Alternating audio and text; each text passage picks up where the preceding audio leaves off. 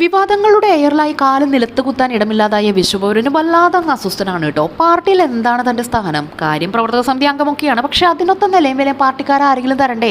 നാടിന്റെ നന്മയെ കരുതി രാഷ്ട്രീയം പറഞ്ഞൊരു കാര്യം പറഞ്ഞതേ തരൂർജിക്ക് ഓർമ്മയുള്ളൂ. പിന്നെ കാണുന്നതേ കണ്ടാ കടിച്ചീർന്ന കോൺഗ്രസിലെ സകല നേതാക്കൾ മുതൽ അങ്ങോട്ട് തന്നെ കീറി വലിക്കാൻ ഒറ്റക്കെട്ടായി പാഞ്ഞെടുക്കുന്നല്ലേ.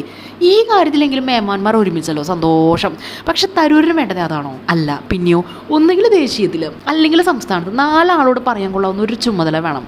രാഹുലിനോട് നേരിട്ട് അതും ഒറ്റയ്ക്കിരുന്ന് മിണ്ടാൻ കിട്ടിയ ഒരു ഗോൾഡൻ ചാൻസിൽ മനസ്സിലിരിപ്പ് എന്താണെന്നുള്ള വെളിച്ചത്താക്കിയില്ലേ തരൂര്? യൂത്ത് കോൺഗ്രസിന്റെയോ NSUവിന്റെയോ ദേശീയ ചുമതല തരേ വേണ്ടു, ബാക്കിയെല്ലാം തന്നെ അസലായിട്ട് നോക്കിക്കൊള്ളാമെന്ന് ഏറ്റു തരൂര്. വിദ്യാർത്ഥി യുവജന സംഘടനയിലൊക്കെ പ്രവർത്തിച്ച് കൊടി പിടിച്ചൊരു മുദ്രാവാക്യം വിളിക്കുകയോ എതിർ പാർട്ടിക്കാരിൽ നിന്ന് ഒരു അടി പോലും വാങ്ങാതെയോ അങ്ങനെ ഒരു റോള് ചോദിക്കാൻ എങ്ങനെ തോന്നി തരൂരിന്? ശിവ അപ്പൊ തന്നെ തള്ളിയിലെ റിക്വസ്റ്റ്.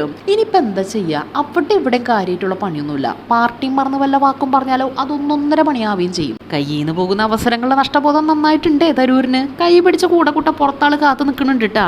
കണ്ണീരിട്ട് പടരുന്ന കോൺഗ്രസിനെ തരൂർ ഒരു തീമിരാണ്. പക്ഷെ കലങ്ങി തെളിയാൻ കലഹങ്ങൾ ഒരുപാടുള്ള പാർട്ടിക്ക് പച്ച പിടിക്കാൻ പറ്റിയ പുളിങ്കൊമ്പാണ് തരൂരിട്ടാ. കാലം മാറുന്നതിനൊപ്പം കണ്ണട മാറ്റില്ലെങ്കിലും കാഴ്ചപ്പാട് മാറുന്നത് നല്ലതാണ് സർ. കോൺഗ്രസ് ആകുമ്പോൾ പ്രത്യേകിച്ചും.